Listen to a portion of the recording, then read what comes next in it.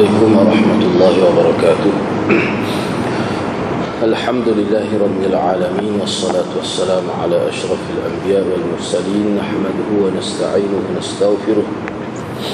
Fa inna asdaqal hadits kitabullah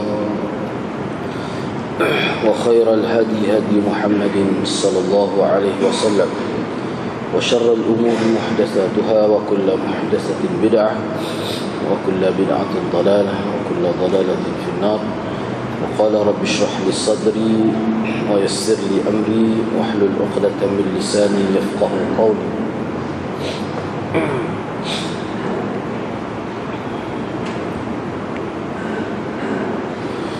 Alhamdulillah, bersyukur kehadrat Allah Subhanahu wa taala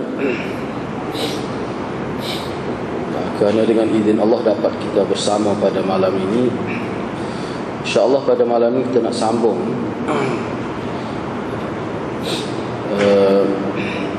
perbincangan hadis yang pertama, iaitu hadis Jibril. Hadis pertama, InsyaAllah pada malam ini kita akan menyelesaikan perbincangan hadis ini. Itu apa maksud sabda Nabi sallallahu alaihi wasallam, yaitu wa antaral hufat al-urat al-alata ri'a asy-sya' yatatawaluna fil bunyan.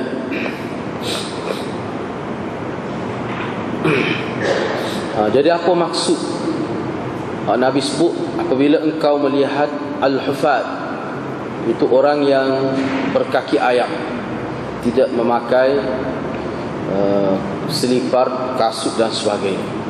Al-urat, yakni yang dalam keadaan tidak berpakaian.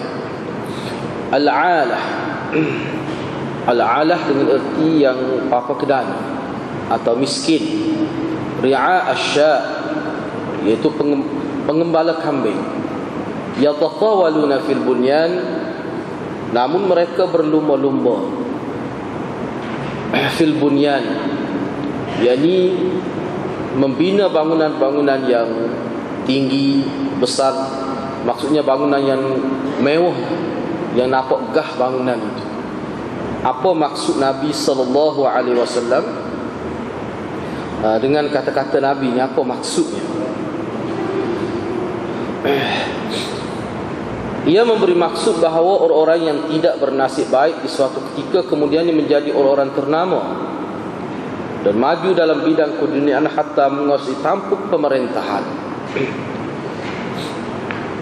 Pendek kata, perubahan radikal dan revolusi sosial akan berlaku di mana-mana, di mana keadaan masyarakat menjadi terbalik baik dan betul-betul terkawal, kebalik baik, balik kok lah kata-kata. Maknanya kita akan tengok perubahan dari segi sosio masyarakat, budaya masyarakat. Dulunya miskin, tiba-tiba menjadi kaya secara mendadak. Jadi perubahan itu berlaku secara tiba-tiba. Dan berlaku dalam keadaan yang sangat jauh perbezaannya. Kalau dulunya manusia jaga, tidak berkasut, tidak berpakaian, miskin, apa yang Nabi nak sebut ni, mana di suatu ketika begini situasi keadaan manusia ni, tapi di suatu ketika yang lain berlaku perubahan. Dulu manusia yang berada di atas sebagai pemimpin, bahkan keturunan dia menjadi pemimpin, tiba-tiba Allah SWT jatuhkan mereka ke peringkat yang paling rendah, sehingga menjadi orang biasa. Dan orang-orang yang dahulunya dihina, tidak dipandang kedudukan mereka dalam masyarakat, tiba-tiba mereka menjadi orang kenamaan, kaya luar biasa, sehingga mendirikan rumah bangunan itu bukan sekadar untuk keperluan, tapi dengan maksud berlumba-lumba untuk menaikkan nama, untuk supaya disebut dan sebagainya. Maknanya perubahan yang mereka buat itu melebihi daripada keperluan mereka. Itu akan berlaku begitu. Kita akan tengok. Ini salah satu tanda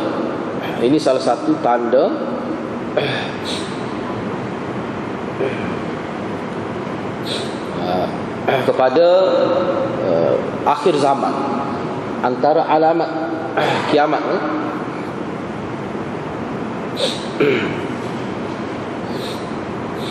jadi pengajaran dan panduan hadis. Jadi sebenarnya perkara ni sebenarnya sudah berlaku dah sekarang ni kita tengok kadang-kadang orang yang berpendidikan khusus mahir kira-kiranya belajar secara khusus dalam bidang mereka, tetapi dari segi profession realitinya mereka ceburi bidang lain. Ambil bidang perguruan, tiba-tiba kerja tidak dalam bidang perguruan, ambil dalam bidang lain, kaya pun. Jadi tidak setuhlah kita kata dengan pengajian mereka. Ada setengah tu tidak belajar belah mana pun, nulis pun tidak pandai, tapi Allah buka rezeki kepada mereka sehingga masyarakat boleh ambil manfaat daripada mereka. Jadi setengah-setengah tu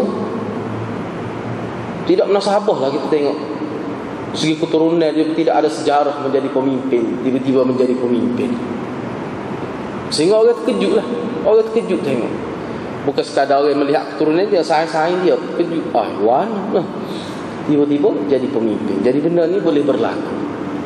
Benda ni boleh berlaku. Ini selain daripada Allah Subhanahu Wa Taala nak menggambarkan keadaan akhir zaman, setengah-setengah ulama juga menyebutkan bahawa ini merupakan suatu bentuk fenomena yang akan berlaku atas dunia ni.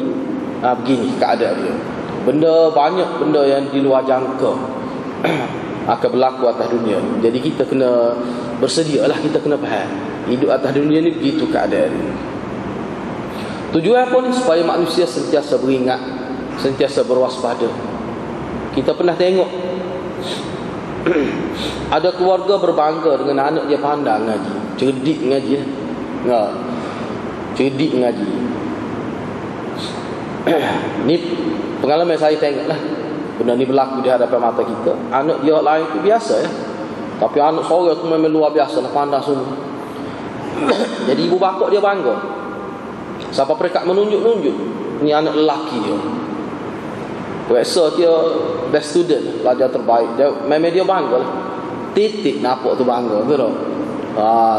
Tiba-tiba Allah Subhanahu Wa Taala takdirkan anak dia tu bila balik kuasa, balik ambil rizak kuasa, sampai rumah tu jadi gila.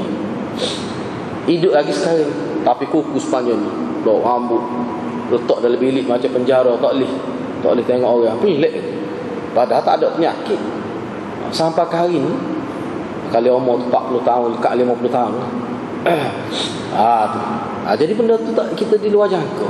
Kena beringat hadirat. Apa-apa yang berlaku baik di hadapan kita hari ini bukan bermakna dia baik juga besok di hadapan kita. Dia boleh berubah. Sebab tu tujuan Allah nak peringat kita, biar kita kena bergantung. Dia ada satu zat yang boleh merubah apa yang manusia tidak boleh ubah. Supaya kita bergantung kepada Allah Subhanahu Wa Taala. Dan saya pun sedih juga tengok sebab kita kenal dia. Kebetulan dia ni sama, dia satu level dengan sebaya dengan kakak saya. Memang pandai lah. Kita pun baik ni.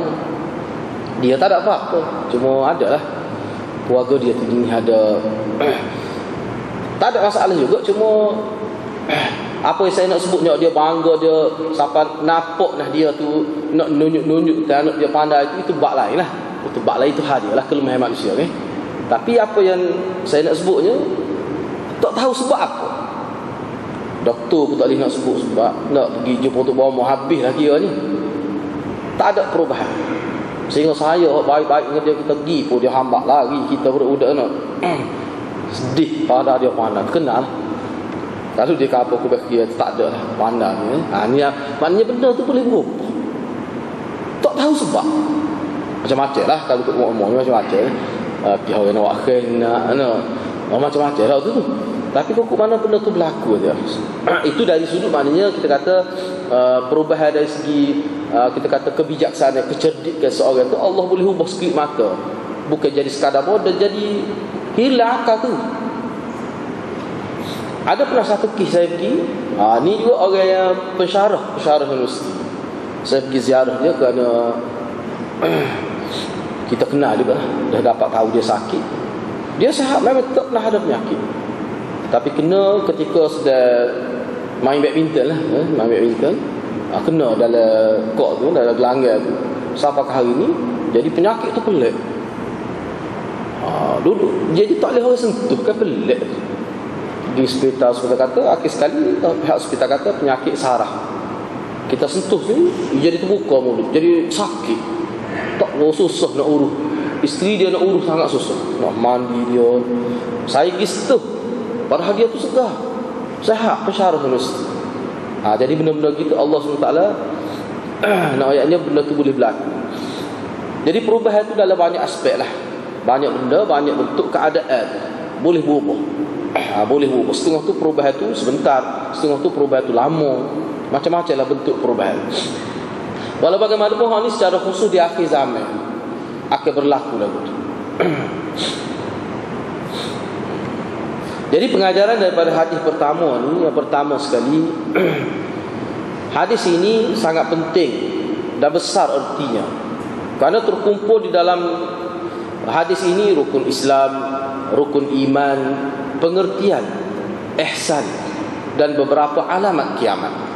Jadi hadis ni walaupun satu hadis, tapi dia mengumpulkan, kita kata, intipati sebuah agama yang lengkap, yang kita kata sebagai asas, prinsip sebuah din itu, iaitu orang panggil rukun Islam, rukun iman, dan yang nak memberi kualiti kepada amalan-amalan tadi. Rukun iman, rukun Islam, bagaimana nak supaya dia tu jadi sempurna, mesti dilakukan, diamalkan, dihayati dengan ihsan dan beberapa alamat kiamat sebagai peringatan kepada umat ini. Yang kedua, melalui hadis ini juga kita boleh ambil pengajaran, iaitu berketerampilan menarik ketika menghadiri majlis ilmu, sama ada sebagai pengajar atau sebagai pelajar. Bila kita nak pergi menuntut ilmu ni, kena keterampilan. Tidak semesti baju baru, tapi maknanya keadaan bersih. Dan kita kena jagalah. Kita kena jaga. Dan perkara ini menjadi amalan ulama sebenarnya. Kalau terkena ada sejarah kat Imam Malik sebut, kalau dia nak pergi mengajar hadis, dia pakar seperti kalau kita ni semua pakar orang nak pergi nikah tu. Habis weh pakar comel ni. Bahkan berat lagi pada tu. Dalam kitab sebut dia pakar seperti Maharaja Rom. Pakai yang paling cantik, satu suit yang khusus. Selipar tak pakai. Hak sebut tak pakai selipar ni, wallahualam tak pakai seumur hidup, tapi kan banyaklah kita tengok. Itu kalau dalam bayu data dia disebut. Tak pakai selipar tu kerana apa? Kerana dia terlalu sayang pada Nabi.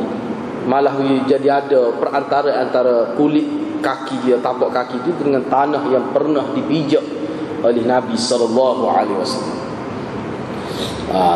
Dia tidak suruh anak-anak murid dia, tak ada waktu itu, cuma dia berasa gitu. Benda-benda gitu tidak syariat hadirat, tapi bagi setengah-setengah orang benda tu dia boleh mendidik jiwa dia. Dia berasa hal tu atas peribadi, tak ada masalah. Tak ada masalah hal tu.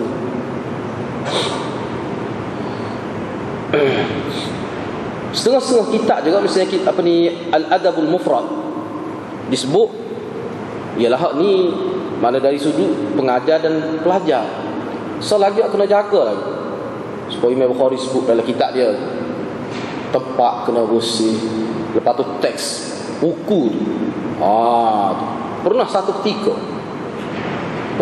ketika warna merah ini menjadi syiar pada ajaran salah. Ulama tak ui guna pen merah. Siapa begitu? Ayatnya kita ni bukan sekadar benci kepada benda akidah yang tak molek, bukan sekadar benci kepada benda-benda yang jahat, benda-benda yang menjadi, kita kata, amalan kelompok yang teruk dari segi akidah tu. Kalau benda tu menjadi syiar mereka, maka kita benci, dan kita kena tunjuk kebencian kita dalam bentuk perbuatan kita. Sehingga ulama pernah satu ketahui guna pen merah, warna dakwah merah. Apa? Kerana dia menjadi satu syiar pada pokok sesak pada satu ketika. Tak boleh. Siapa begitu sekali? Pakaian apa kena tahu? Ni menjadi syiar. Pakaian kelompok mana, golongan mana. Dia kena jaga. Jadi kalau kita mari menuntut ilmu, pakar-pakar yang menjadi syiar kepada puak-puak ajaran salah atau puak-puak yang derhaka kepada Allah, syiar mereka, lambang-lambang tertentu dan sebagainya yang menjadi pengecaman kepada puak-puak dia. Terikmat dan ni puak dia gini mesti ada. Di kereta dia letak, di motor dia letak sebagai tengok tu, sebab puak dia tengok tu dia jadi segar. Dia tengok lambai tu dia jadi segar. Jadi benda tu boleh menyatukan hati puak-puak dia. Kita tak boleh. Umat Islam dilarang. Tak boleh. Yang ketiga, menuntut ilmu sebaik-baiknya hanyalah pada ketika masih muda, belia dan sihat sejahtera. Ni paling molek. Paling molek. Jadi sebab apa dikira yang terbaik? Pertama sekalinya kerana ketika muda belia, ketika anak muda ni, fikiran dia pun tidak tercemar banyak. Fikiran dia masih bersih. Mana ruangan untuk diisi dengan kebaikan itu cukup luas lagi. Atau kalau bahasa Kelantan mudah, tidak karak banyak. Ni kan kalau masuk dah tak betul tu, banyak dah susah kena masuk lah, nak buat hak tu. Belok dah belakang tu guru. Nak buat hak tu saja. Susah kena masuk hal lain. Nak buat hak tu berat lagi pada nak masuk. Tapi kalau orang muda yang fikiran masih kira bebas, bersih, mudah. Perkara yang keduanya, dia lebih segar otaknya. Kemampuan dia tu lebih segar. Lebih segar. Yang tiganya, dia boleh luangkan masa tu banyak sebab dia tak sibuk. Dia tak sibuk dengan keluarga, tak sibuk dengan kerja, kerana dia masih muda belia pada waktu tu. Bahkan dalam setengah-setengah kitab psikologi lah, psikologi Islam lah disebut, dan benda ni diperakui juga sebenarnya psikologi biasa ni, bahawa manusia ni ketika hidup dia, ketika dia panggil sinnul murahaqah, dia panggil, dalam istilah dia panggil sinnul murahaqah, ketika dia berada di akhir zaman, nak berpindah daripada zaman sebelum balik pada zaman balik dan naik ke atas sikit pada waktu tu, maknanya kalau ibu bapa tu berjaya budaya ke kehidupan dia sekitar 10 tahun tu dengan budaya ilmu, insya-Allah 10 tahun tu ketika sinnul murahaqah, daripada nak balik ataupun daripada kecil lagi kau pergi sampai ke peringkat remaja, peringkat menengah kita katakan tempat kita ni, terdidik dengan cara agama daripada awal, insya-Allah itulah cara hidup dia di masa-masa akan datang. Boleh jadi mengikut ulama di Suq Qadawi sebut dalam kitab dia, boleh jadi misalnya umur 20 lebih, 5 tahun, 20 hingga 26 misalnya, dia jadi liar sementara misalnya. Biasa istilah orang lain ni kata sedang mencari identiti. Kau ikut laga apa pun kita nak ubah nama tu tak? Katakanlah dia liar sementara, rambut jadi lain, mata pakai lain sementara 5 tahun, lepas tu dia kembali pada asal. Tu ramai ahli psikologi kata. Jadi benda ni ulama kita boleh terima ni, sebab dasar pada kajian-kajian hadis menyebutkan bahawa Nabi tekan sangat benda-benda asas ni ketika kecil. Misalnya semaya, sampai perekat pun kena terak kau tu, dia lekat. Boleh jadi bila dia umur perekat sekolah menengah dia liar ke mentah, tapi tak apa, sebab pasti masa dia kecil tu kita jaga molek. Itu kebalikan dalam kitab-kitab psikologi Islam disebut gitu. InsyaAllah dia tidak akan teruk. Kalau dia ada perubahan pun dia tidak teruk, dia sebentar, pasti dia kembali pada asal. Hak paling beratnya dia daripada kecil sampai umur 25, sampai peringkat pertengahan belia dia. Masih lagi tak lekat lagi semaya. Daripada awal tak pernah lekat semaya. Ni bahaya. Hak ni pah tua lah. Umur pah tua. Meh-meh umur 40 tak berubah lagi. Tapi kalau daripada kecil dididik dengan cara baik, insya-Allah kalau dia berlaku perubahan pun sebentar saja, 5 tahun. Ini mengikut kebanyakan ulama sebut gitu. Sebab dia kira macam dia kira ada satu istilah dipanggil mana perubahan hidup manusia dia akan kembali semula. Dia dia berlaku pusingan. Sebab itulah kalau kita tengok di zaman awal Islam dulu, zaman Salafi kita kata, zaman sahabat, zaman tabi'in, dia petenang. Umur dia panggil umur 15 tahun ke bawah, dia petenang. Waktu tu memang dia Quran, bahkan setengah kitab sebut 12 tahun ke bawah. Hak ni seperti mana disebut oleh Ibn Khaldun, dia kata 12 tahun ke bawah, zaman tabi'i dulu, salafus soleh dulu, hak dia paling jaga ke dia Quran. Quran ni masa itulah dia ngapa baca dia lancar ngapa, lepas tu nak pengertian Quran masa itulah berlaku. Lepas hamba 12 tu baru dia ngaji lain. Jadi maknanya daripada awal pelajar tu boleh ikut apa yang orang sebut. Boleh ke dia kata. Mana bila kita sebut dia boleh ikut dengan cara baik. Umur berapa tahun? 5 tahun. Start situ lagi dia ajar. Siapa umur 12 tu main Quran. Tak ajar lain. Tak ajar lain. Masuk umur 13 baru dia ajar lain. Dia mantap, dia panggil rusuh. Rusuh akidah tauhid itu rusuh makna mantap kemah molek. InsyaAllah dia duduk ke mana pun dia jadi terlekat. Jadi orang panggil tabi'ah. Jadi akal rumi tu. Dia panggil akidah Quran dan hadis dan sebagainya. Dan ulama juga sebut pada ketika ni umur 12 ke bawah ni antara sukat teh dibui juga dia. Dia sebab dia ngaji Quran, ngaji hadis, dia sebut lalu kita sahabat Nabi. Itu disebut dalam kitab. Bahkan tabi'in kata kami mengajar anak kami tentang sahabat ni seperti kami mengajar Quran ketika kecil lagi. Kesal dia ke dia tidak? Mantap akidah. Payah kena penyakit akidah. Jadi benda ni perlulah kita bawa anak mari masjid ke dengan cara yang betul lah, jangan jaga lah. Jangan kita mari kita duduk depan dia duduk belakang, lepas tu anak orang lain pula kapan-kapan jadi 400 orang budak-budak saja. 300 orang buka bising habis ni. Siapa mengganggu kalau tu tak boleh. Kena jagalah. Dia tepi kita lah main. Kau mari nampak tak jadi, terang bulan depan pula. Tengok lagu mana perubahan. Naknya biar dia dekat dengan masjid. Bila dia berasa masjid ni tempat yang perlu dia mari, biar dia berasa pergi.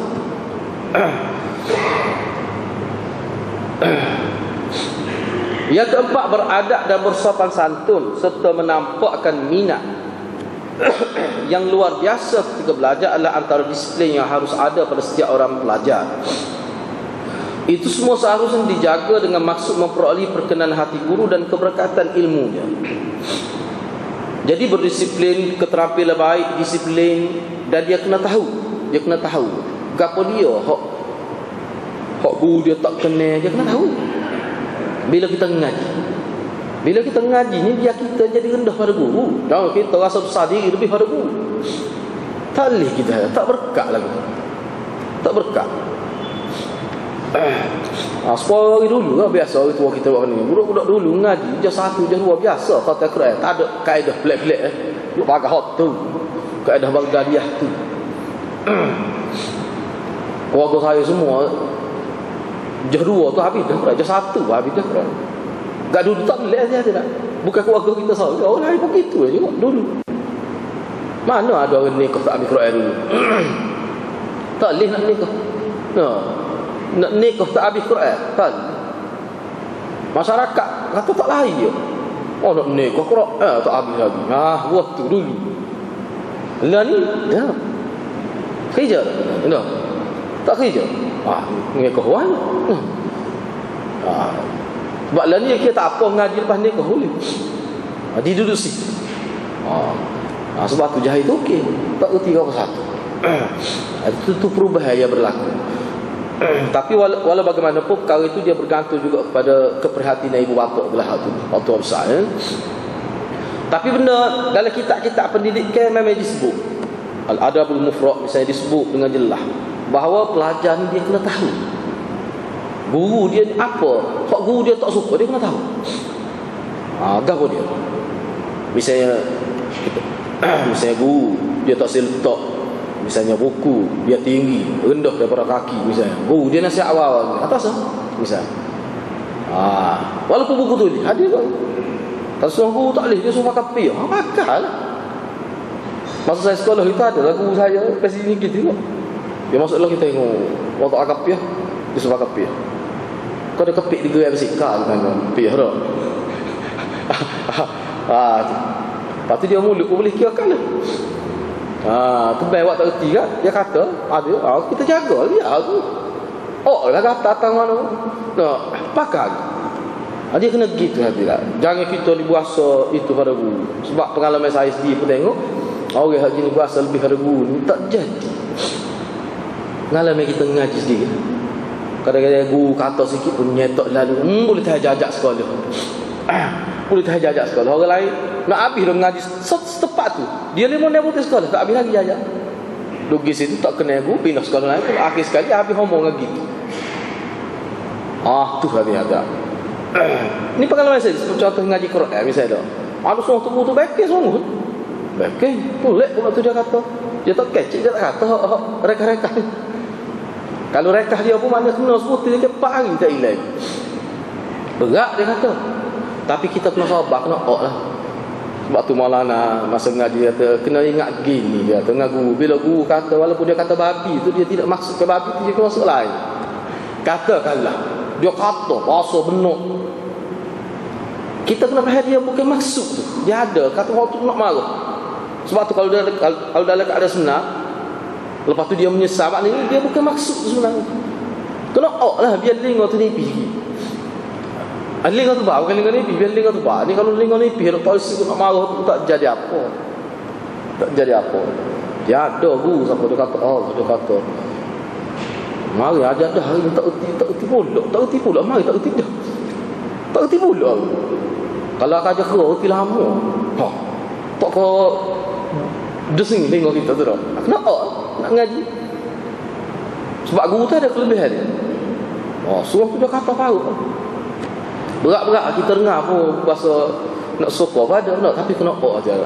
Sebab kalau jenis hari lalu tak boleh ilmu. Lepas tu kena tahu lah. Kena tahu sebab guru saya dulu ngaji Quran dia tahu. Ramai-ramai dia ingat tu pelik tu.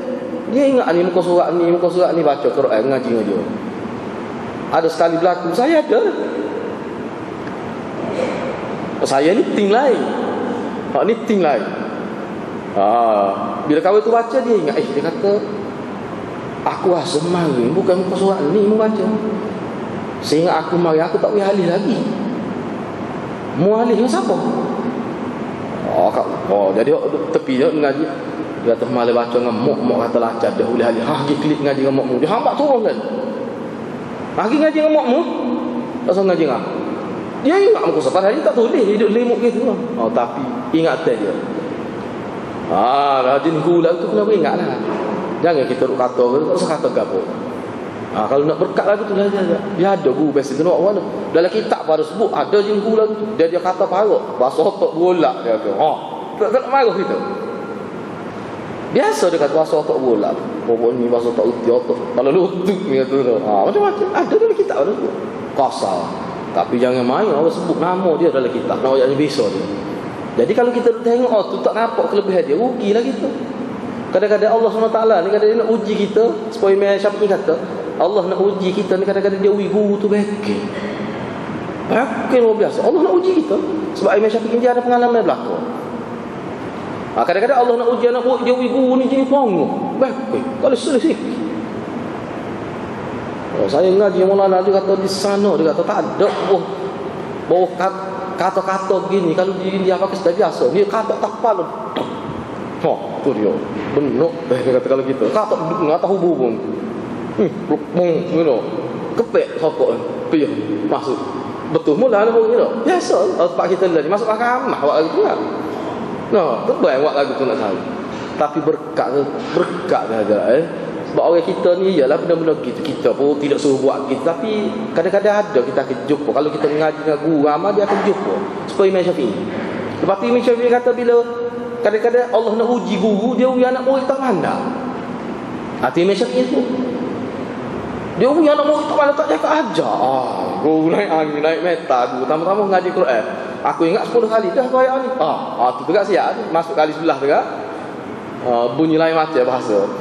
Kadang-kadang bunyi bahasa Inggeris, kadang bunyi bahasa Arab, kecek guru tu. Imam Syafi'i kata tak sebelah. Itu kadang-kadang Allah nak uji kita. Kalau kita boleh lepas sihat tu, insya-Allah boleh ilmu. Dia kena duduk tangga tu hati-hati. Dia kena duduk tangga tu kita dengan guru dalam konteks belajar. Jadi nak boleh sampai situ dalam keadaan begitu tu, benda hak mula-mula sekali guru tu kena pasti molek. Hak tu mula-mula sekali. Lepas tu misalnya guru ni kita tahu guru ni orang molek. Cuma adalah kelemahan dia. Ada guru saya ni saya secara umum saja. Ni pengalaman saya.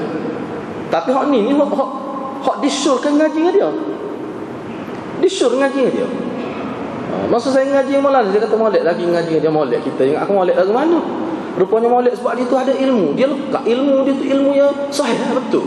Dia iktiraf. Jadi tok guru yang mudah-mudah gitu. Apa kita pergi perangai dia pelik semua. Pelik lah dengan mulutnya dia kata juga neng kita mentang. Loh dia sekali dia kata neng gitu. Lepas tu dia kedekuk luar biasa. Nak ayak kedekuk dia tu. Tapi nak awak nak kelemah manusia. Kita kena terima. Dia kata mari pukul 8. Kita pergi pukul 7.30 kita pukul 8. Kan aku ayak pukul 8. Tunggu gitu. Nak baca tak boleh muka gelap. 8. Dia ada dah pokok ziduk mengatik dah. Tapi dia pukul 8. Kita ingat nak amat terik ni, kalau nak ngaji pula ni, mari awak. Mari awak pokok situ lah gelap. Dia tahu kan? Kena sekali pun ingat dia pukul 8. Pukul 8 tak boleh. Sebab kadang-kadang dia kata esok mari pukul 7. Tak apa.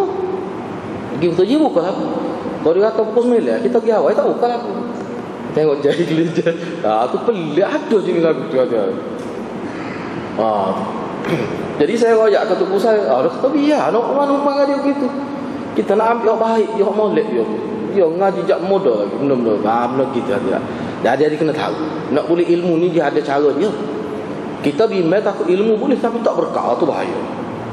Benda yang paling bahaya boleh ilmu tak berkah. Boleh lah gaji 7,000 sebulan, 8,000 sebulan dengan ilmu tu. Tapi tak berkah. Tak berkah ni lagu mana? Dia jadi silap faham, dia jadi tak ingat fakta sah. Itu antaranya menyebabkan orang jadi salah faham apa dia sebut, ataupun akhir sekali dia jadi rosak. Lama mana orang yang molek ketika tu tua jadi rosak bak akidah. Lama mana aja dalam kitab jumpa mana dia lagu tu. Sejarah kita baca tentang manusia sesat. Setengah tu sesat daripada muda, setengah tu sesat bila tua. Cuba fikir dia ada. Tua ni adalah kena mati baru sesat. Padahal sebelum tu molek. Ramai lagu kita jumpa dia. Di tempat kita ni. Kejut kita. Mana jadi sesat lah. Klik Mesir baru sesat. Tu benda-benda gitu kita kena ingat. Sebab tu dia ilmu ni benda yang kita kena pantai nas. Kalau Imam Syafi'i sebut benda ilmu ni benda yang paling kena pantai sekali. Lebih daripada pantai benda lain. Yang kelima, bersikap lembut terhadap pelajar dan mesra dengan penyoal supaya ia berani tampil ke hadapan untuk bertanya kena apa-apa masalah. Jadi kena bersikap lembut terhadap pelajar dan mesra. Maksudnya kadang-kadang ada soalan tu, setengah-setengah soalan yang tanya tu tak nak sabar lah. Jadi biar dia tanya. Biar dia tanya tak apa. Yang kata tak ada soalan, bodoh soalan tu. Jangan dia. Lepas ni taubat dia tak tanya. Kalau kita main sekak lagu tu, ataupun kita mari tanya dah. Ataupun setengah-setengah tu dah, mari ke saya mau tanya dah. Dia kalau tu tak mari kan. Dia pun jadi tak sedap. Lepas tu tak tanya, nak tanya berapa budak dah lepas tu tadi. Ini antara orang panggil adab guru, adab dalam majlis ilmu. Ya, dia nak tanya. Yang keenam, boleh bertanya tentang sesuatu yang sudah diketahui dengan maksud supaya jawapannya diketahui juga oleh para hadirin yang lain. Kita tahu dah, cuma kita duk kuasai berkali orang lain tak tahu. Kita duk rasa gitu. Jadi bila kita tanya, hakikatnya kita bagi ilmu pada orang lain. Ada juga ini gitu. Selain daripada itu, jangan kita tanya sesuatu yang menyebabkan jadi fitnah. Memang kita tanya puting atas fitnah je. Dia tahu dah memang soalan dia ada jenis soalan popular kan. Dia tanya, sengaja tanya. Dengan maksud nak supaya guru tu jadi peluh jawab. Dia tahu dah. Dosa tu soalan tanya lagi. Memang dia mahal kerja nak tanya waktu ya. Misalnya tak dia. Dan dia tahu dah kalau tanya ni memang guru ni jadi silap sakit nak jawab tu dah. Dia tahu dah. Dosa lagu ni anak murid lagu ni. Kalau dia ikhlas molek, dia kena tanya benda yang boleh daripada orang tak tahu jadi orang tahu. Orang keliru jadi tidak keliru. Ni dak jeduk nak molek jadi keliru dengan soalan. Dia pun maksud gitu memang haram tanya. Dosa. Tak boleh ada.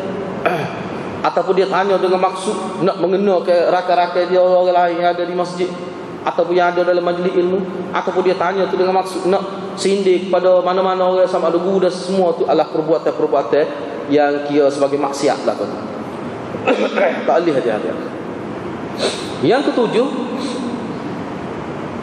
kombinasi Islam Iman, ihsan dan lain-lain maklumat keagamaan dikatakan din atau agama. Dikatakan agama.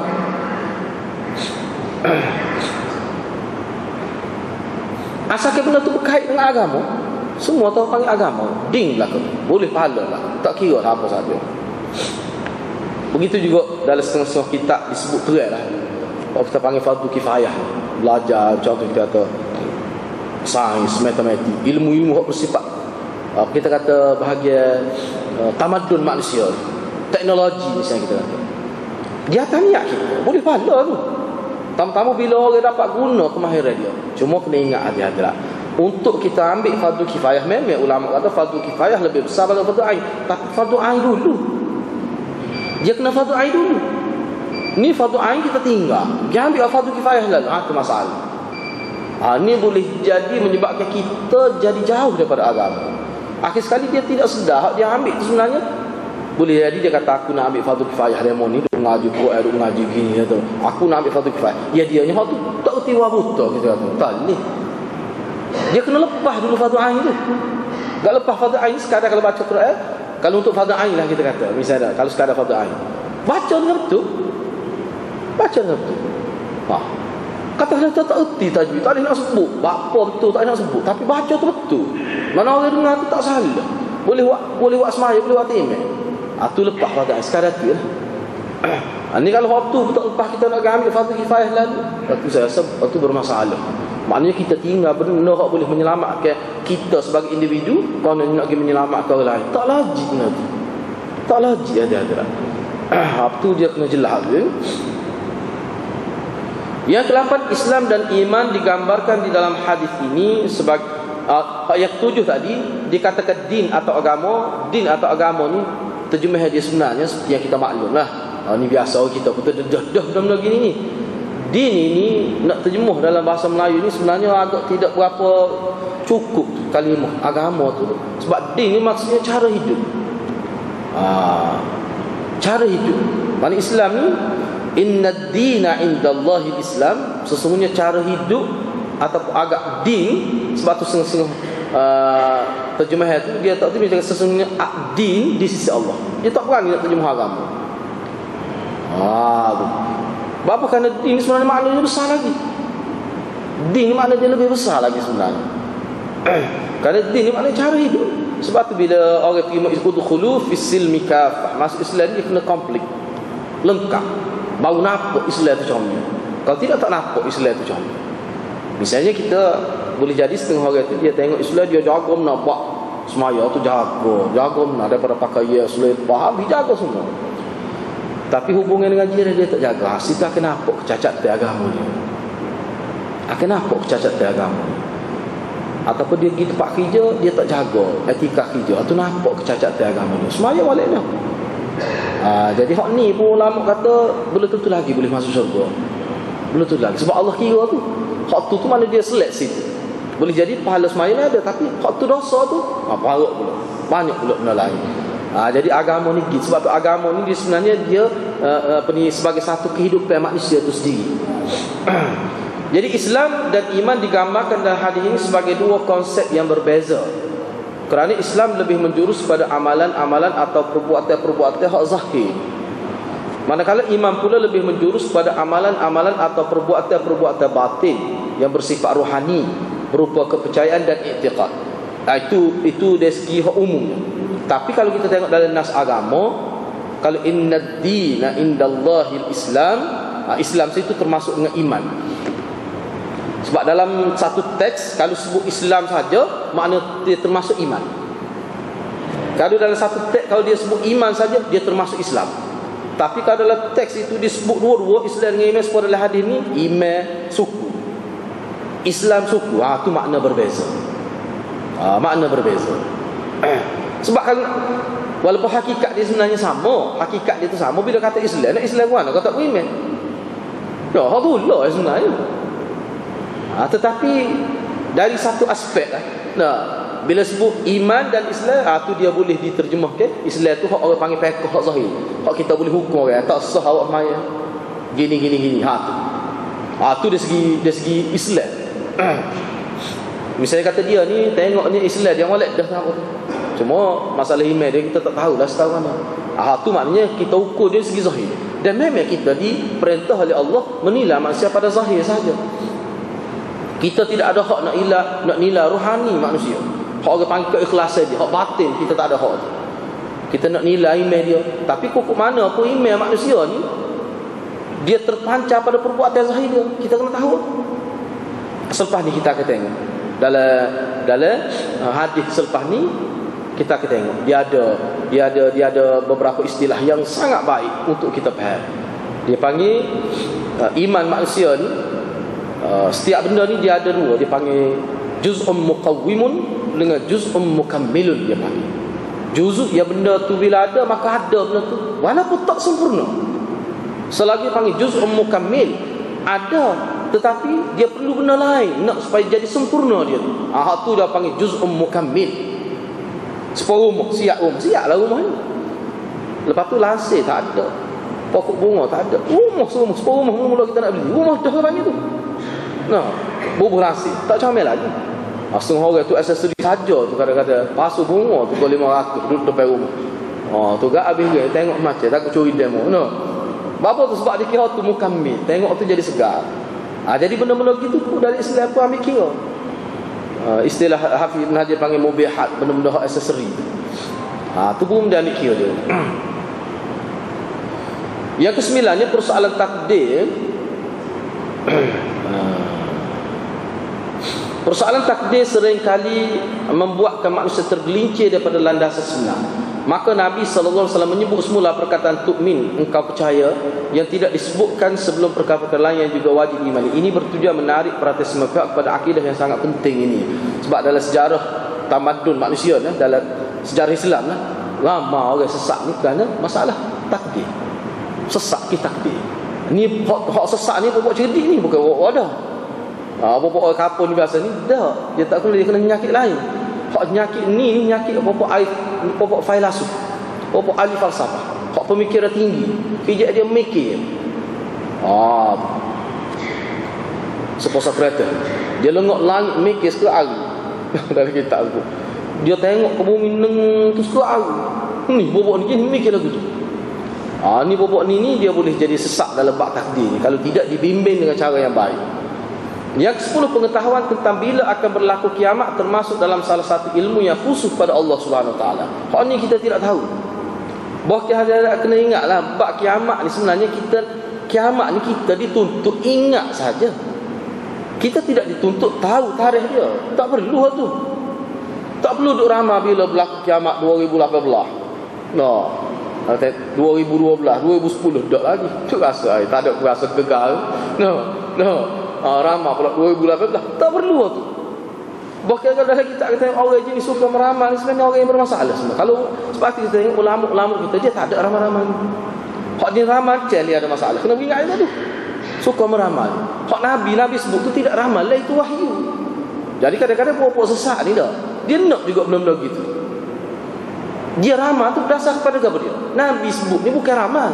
Itu wahyu tu. Orang panggil mukjizat.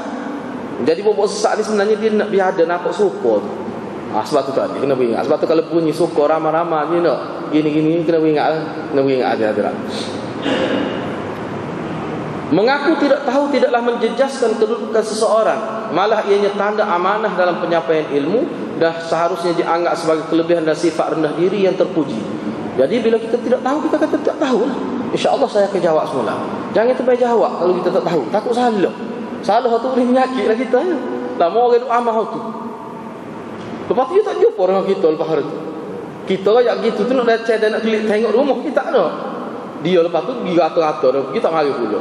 Tak boleh ada lagu tu. Haram tu perbuatan lagu tu. Tak tahu tak tahu. Ataupun kita kata sehingga amba, sehingga saya ni gini. Malah kita pergi gitu tu mana dia pun. Dia akan ambil maklumat tu tidak kemah lah. Sebab ustaz ni pun sebut sehingga dia. Cuma dia pergi dulu buat sementara. Ni kalau kita kata gini, kita guna bahasa yakin. Tak boleh. Sebab tu dalam agama kita dia ada kila. Surah Tamri. Ada disebut gini. Seingat saya. Kalau tak salah ingat saya. Kita kena guna istilah gitu. Kalau kita pun tak yakin. Ataupun kita sebut surah. Ini saya tak cerak. Kita kata saya tak cerak. tapi seingat saya gini. Kita kena begini. Ataupun kita lebih ingat, kita kata tak tahu. Sebab sahabat Nabi banyak dalam hadis, tak tahu. Hadis yang kedua ni insya-Allah kita bincang minggu hadapan. Itulah hadis-hadis beberapa perkara yang berkaitan dengan pengajaran daripada hadis ini. Mudah-mudahan hadis ini, oleh kerana hadis ini hadis panjang juga, dan hadis ini kira hadis mula-mula sekali. Jadi perbincangan dia tu agak detail sikitlah. Dia setakat itulah, wabillahi taufiq wal hidayah. Wassalamualaikum warahmatullahi wabarakatuh.